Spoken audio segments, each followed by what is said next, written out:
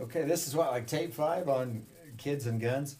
Um, some of y'all are still probably not, maybe frustrated and never view another one of these, child training type of things since we dared to talk about, like firearms. But to make my case about familiarity with firearms and things like that, there are um, thousands and thousands of youngsters out there doing like skeet shooting competitions, competitive shotgunners. Now we've got competitive 3 gun and 2 gun and all kinds of target things too. There's all kinds of wonderful activities for wholesome young people who are not brooding in their room about killing people. Okay, freaks of nature like that do not need to be around a gun. We covered that. But for your kids, there are many, many wonderful activities that basically evolves around target shooting. And we happen to have a sort of a remote relationship with a now championship skeet shooter here in our locality. That's a fine young lady. I think she's probably she's not even a senior in high school. She may just be a junior or whatever. Anyway, a high school, young lady in high school who is a champion, like skeet shooter. So she can handle a shotgun like crazy. And yet that young lady, I'm sure she can take her shotgun down and clean it and things like that. But she's never shot nobody. She's never shot herself. She's shot the heck out of a lot of skeet, however, and has had a great time doing it. And now literally she's probably a role model for lots of other young ladies that might be interested in shooting sports. Yeah. So, wow. And, you're talking about empowering your children, empowering girls is one of the big topics these days.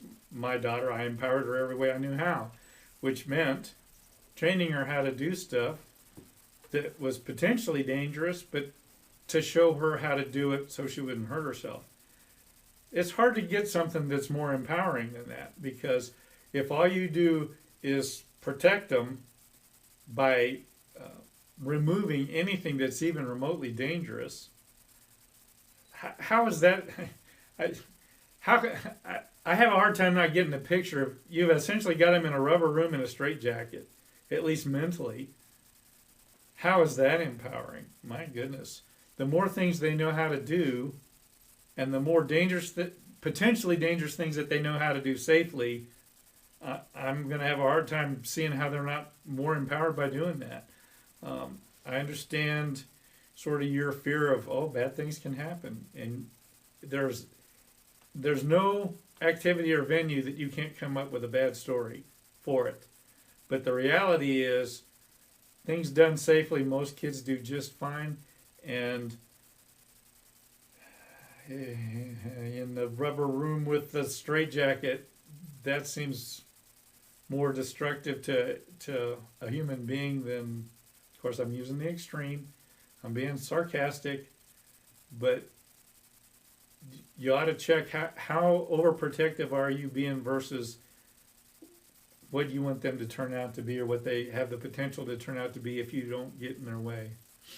Well, years ago, it was this way to some extent with me, but going back to my parents, who basically grew up into teens in the 50s, 40s and 50s, they would have been shooting a 22. It would have been a single shot at the time. I happen to have that firearm in my possession, but a single shot 22 when they were